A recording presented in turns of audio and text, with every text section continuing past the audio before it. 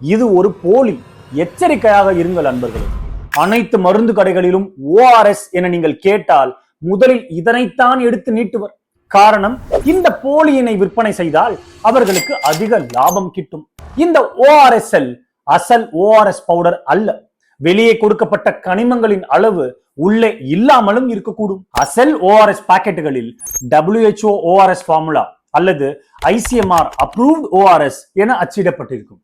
அத்தயாரிப்புகளிலேயே நமது உடலிற்கு ஏற்றாற் போல கனிமங்கள் சேர்க்கப்பட்டிருக்கும். அப்புறம் ஏன்பா இதை விற்க அலோவ் பண்றாங்க, கேஸ் போடுவோம் என நீங்கள் கேட்கும் கேள்விகள் எனக்கு கேட்கிறது அன்பர்களே.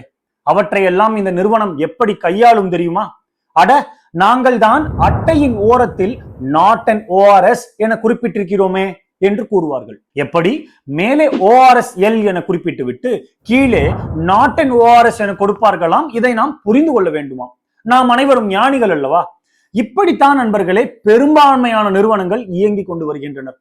இவற்றையெல்லாம் உங்களிடம் வெளிச்சம் போட்டு காட்ட இனி நாம் முயல்வோம். நன்றி.